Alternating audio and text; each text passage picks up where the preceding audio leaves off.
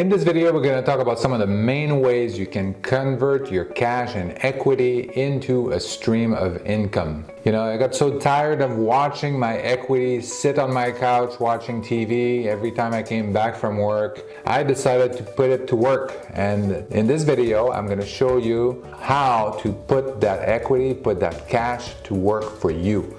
All right, so you have some money sitting around in a 401k, you received an inheritance maybe, or you just have cash in the bank. Maybe you have equity in some things, some house, second home, or something like that. What I'm going to talk about today is kind of how do we convert that into a stream of income. You know, because this is something that's going to help us achieve financial freedom and really focus on what's important in life, which is life. So just to make this example a little bit more adequate, I think it's important to have an example in mind. So let's say you're 55 years old and your wife is also 55 years old, and you have $500,000, $500K in the bank, cash, ready to go, and then you want to convert that into passive income, into a stream of income. So the reason why I'm using this example, you can adjust it up or down, but the reason why I'm using this is so that we can compare all the different methods to figure out which one is the most beneficial, which one is the most efficient and productive, and which one will give you the biggest bang for your buck.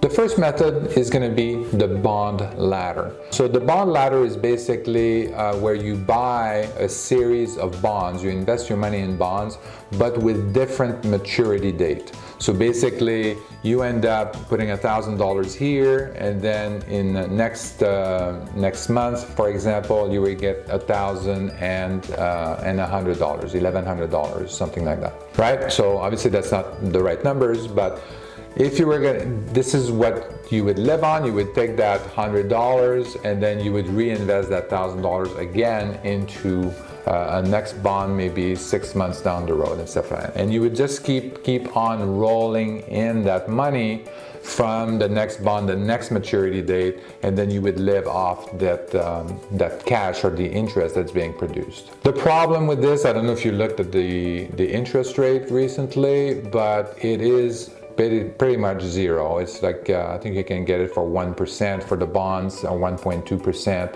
The inflation is more than 1.2%. It's about 1.4. So this is not a good strategy right now to be employing. Maybe when the interest rate come back up, maybe it would make more sense. But right now, the bond ladder is not something that I would consider. The next one is Dividend Portfolio. So this is buying stocks that are paying out dividends. So some of them still have a little bit of growth in them, but this is not your intention. Your intention is not to sell the stock. The intention is to keep the stock and then make sure that it generates passive income, that it gets the dividend for that. In a previous video, I kind of looked at this strategies and some of the stocks that they were recommending for that. The stocks that we're recommending were pretty solid, well-known names, and then solid companies, well-run, and then a known brand name. And the average yield for these stocks were about, for the dividends, they were about like 3 to 5%. So that was about the range. You can find dividend in stocks that will pay dividend with a yield of 12%, 14%, 15%. You could buy those, but these stocks typically are not as solid as the one that I'm going to recommend here, that I'm going to use. So these ones, I think they're in exploration or something like that, where they want your money, but the chance of finding oil in that particular area or finding gold in that particular area is very low. So there's a pretty high chance that you would not end up in a profitable situation. I'm gonna get rid of these high yield dividend and then focus on the ones that are in the 3 to 5% range. So these are solid stocks. The very high growth stocks like Apple, who's paying dividend dividend as well, the yield is like less than 1% because it's such a high growth stock that basically the yield, the amount of money that they're paying out in dividend is very small relative to the amount of money you have to pay for the stock. So we're kind of stuck with that. So I'm going to assume 4% for the dividend stock. So if you have $500,000 to invest, so you're going to buy the stock and you're going to make 4% off of that in dividend. So that's about $1,600 a month that you're going to generate with that. Next one is going to be the annuity. This is probably the most marketed form of passive income out there, is the annuity.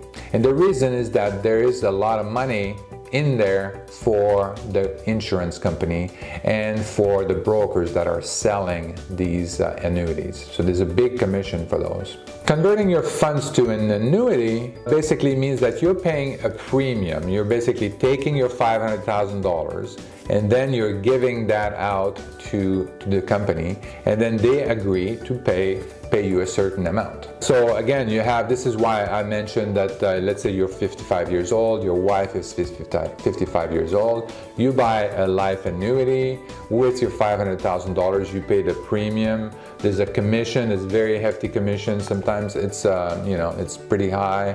So with what is left over, you would end up about $1,650 per month. It really depends, and this is just a life annuity, so it would survive one of the person's death, and then so if you die first, then the annuity would continue with your wife, and vice versa. It's the same thing. In my opinion, this is probably one of the worst method really for converting your cash into a stream of income. And the reason for that is, after a couple of months of payment, if you both pass away, then the money is gone. There's nothing left for your descendant, for the next generation, so it is gone. You've paid the premium, and now your premium is going to help pay for the people that are surviving on other annuities. You could buy a rider to basically ensure that there's a minimum payment, or there's a minimum period, or that you actually recover at least the amount of premium that you put in place. But when you do that, you significantly impact the amount that you're going to get. So right now the payout is about 3%, 3 to 4%. That's what I found based on these ages and today, because the interest rate also matters into this. The state that you're in also matters. So based on that, you would then, with that $500,000, you would end up with about $1,600 in monthly income. But if you both pass away, then that $500,000 is gone. Something that you don't have on the dividend portfolio, you still have the stock, the underlying stock associated with that. Similar with the bond, you're living on the interest of the bond. The value is still the same for the for the bond. So the money is still there. Annuity, the money is gone. The moment you pay the premium, it's not your money anymore. You've converted that into a stream of income. Another method that's been discussed and that I've talked about in the past in some other videos is the 4% asset withdrawal method.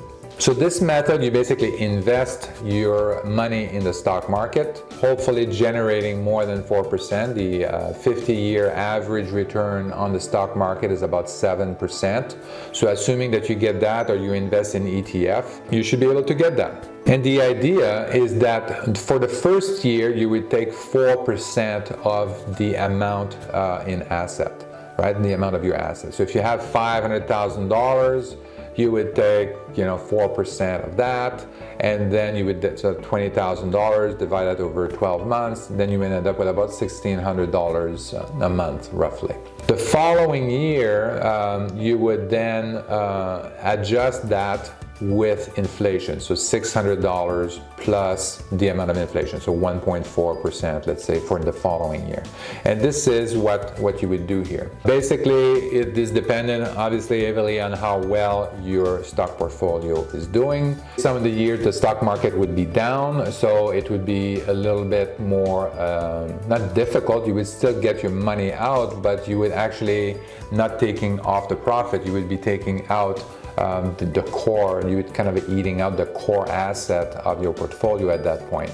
So not ideal, but hopefully over a long period of time, all these things would even out, where you have 7% return, and then but you have 4% of these assets that are being withdrawn. This is pretty straightforward strategy. You have obviously to be comfortable with the stock market, and then making sure that you're not too stressed if the stock market is going to crash or something like that. Again, 4%, you make about $1,600, and it's also indexed with inflation. There could be a situation where you run out of money if you have long bad economic situation for a long period of time, then then you have to rely on something else. But in general, I think you have a pretty good likelihood of achieving your goal here of passive income through your retirement. Another method is the covered call method. So this one, I don't think there's that many people that are talking about that. You have to be obviously familiar with the stock market. You have to be familiar on top of that with option strategies, mainly the covered call strategies. Covered call strategy is often called the buy right method, the buy right strategy, where you basically buy the underlying stock and then you sell a call or write a call option for that particular stock. The idea is that you own the stock and then you sell the right for somebody else to buy your stock at a specific price. So you would basically put your call options at the strike price that is above the current market value.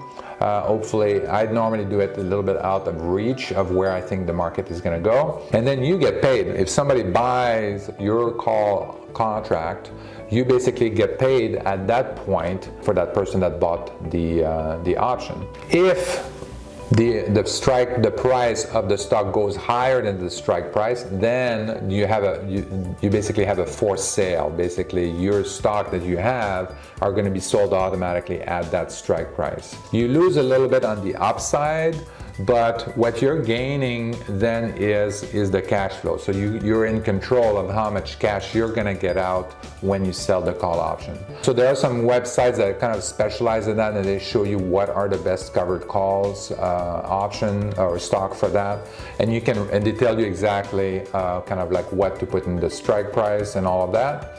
And then you can generate some. I'm testing that strategy right now on my stock portfolio, and it's doing pretty well so far. And my asset base is actually growing, and I managed to take out $5,000 a month. It's relatively passive. I don't have to be there and stress over the stock market that much. I can simply look at it a couple of times a week. And then make sure that everything is okay. When the call option is called, if the call option is called and you basically have to sell your stock at that strike price, I mean, it's not the end of the world. You basically lost a little bit on the upside, but you can buy the stock again or another stock that makes more sense at that time, and then you just keep on going. So I think it's a pretty decent strategy. One of the problems that I have with that is that it's hard to estimate how much you can make. If you have $500,000 to invest, it's hard to estimate how much you would make in passive income. So it really depends which stock you buy, which call option you're selling, so there's a lot of variables in there. Some of the articles that I've read suggest that you could make about 4% a year with this strategy, so in passive income. So again, we end up with about $1,600 a month. This is no coincidence. I basically went through, and this is kind of how it turned out. Basically, $1,600 seems to be the amount of money that you can make with all these strategies. But there's one strategy left that I haven't talked about, and normally this is the first strategy that I talk about, which is turnkey single family rentals. So again, buying a single family rentals turnkey that has been renovated, rented out, and it's cash flowing from day one. It's passive. You have property management in place. You don't have to worry about it. Yeah, you may have vacancies and stuff like that, but the idea here is that with your $500,000, you're going to buy a portfolio of single family rentals, and then you're going to get cash flow from that. The typical house, $100,000 house, you put 20% down, $80,000 in mortgage. After you've paid all your expenses and your mortgage, you'd be left with about $250 a month in net cash flow. Okay? So with $500,000, 20% down, how many houses is that? That's about 25 rental units that you can buy. So that means that each rental unit is giving you $250 a month in net cash flow.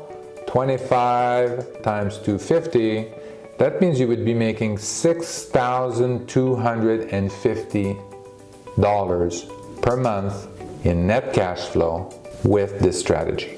Same amount of money through all the strategies, all the other strategies that I mentioned, $1,600 a month. Turnkey rental, $6,250. And that's not all, folks. This also, you have tax benefits associated with that. With depreciation, a lot of this cash flow is not going to be taxable because you're going to use depreciation, and it's going to basically erase that. You also have appreciation of the property. You have that also on the stocks, but you have appreciation, and when you sell that property, you can also use tax deferment strategies in order to avoid capital gains tax, something that you don't have in the stock market. All in all, this is by far the best strategy for converting any kind of money into a stream of income. I mean, it's hands down the best.